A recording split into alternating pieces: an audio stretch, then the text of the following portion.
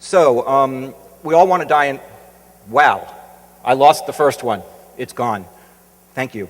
We want to die in peace. And it occurred to me that there's only one non-euphemistic word in our language for dying, and that is dying. And since euphemism does not serve us or help us reach that goal, I thought, well, maybe I'll develop some more words, some more terms for describing our choices and our options at end of life. So before we get into the words, I have to tell you my biases, right? Number one, I think that if we want to die at peace, we must die in peace. At peace is a goal, in peace is an arc, is a process. And I'm biased towards protection from failures, both systemic and my own, and those others you saw. The matrix has three sections. We can be healthy, we can be dying, or we can be neither. And at the extremes, to cover the bases, if we die when we're healthy, it's either due to accident or suicide. And if we never die, it's called a persistent vegetative state. We're not going to focus on those, but we have to account for them. An aspect of this to help us is whether the choices we make or the places we land are considered legal or illegal, or ethical and unethical. So there's color coding for that. Dying is real simple in a way. There's an onset to it, we progress through it, and then it ends. The more important aspects are the controls. Who controls dying? Is it the world? Is it us? Or is it medicine? And I divide medicine into two tracks, medical and machine. And an example of this is if we need some oxygen, but we can get it through an oxygen tank and go play golf with a cannula, well, that's different than being intubated in the ICU. The characteristics around some of these places we might land are on the personal control, whether we are able or unable to do something. On the medical control, it's more flexible, and the machine is inflexible.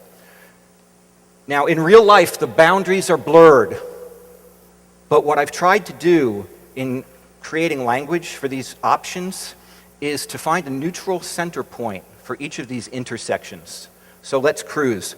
On the medical control, we can have early dying if we die very soon after the onset of a disease. If it progresses for some weeks, we can experience midstream dying, and if it goes on too long, end-state dying.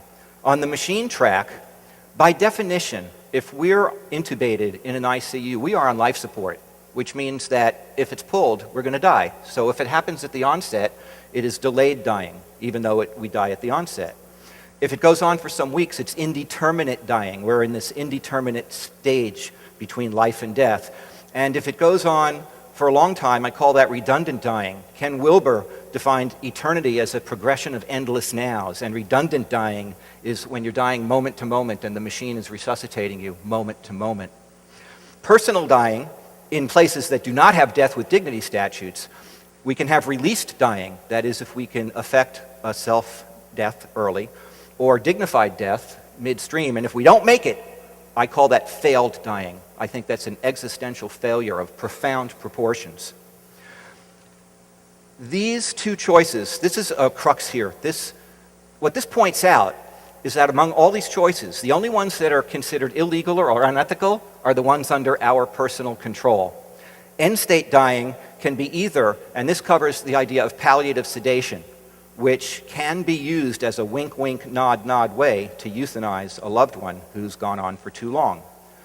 We might be interested in the personal control over our dying because we don't want to end up here. We all say we don't want to end up in this place on life support. And palliative and hospice hold themselves out as our saviors. And well, they should be and may be. The question I have about that is, will they meet us in time, or will we meet them in time? And what we can do about it. Really what I'd like to see is a new 911, a P911, to call for palliative assistance. So, to summarize, here's the list of these terms that I've endeavored to come up with, arranged in the order that I think is from the least to the most painful and traumatic from a patient-family experience. And that you can see it follows the matrix that I made from top to bottom, with the exception of putting personal failed dying between the medical and the machine controls for the reason I mentioned earlier. So to summarize why this matters, well, this is what we do right now. We sort of go bonkers. If you live to 84 years, the last 3 weeks of your life, the average terminal hospitalization is equivalent to the last minute of a 24-hour day.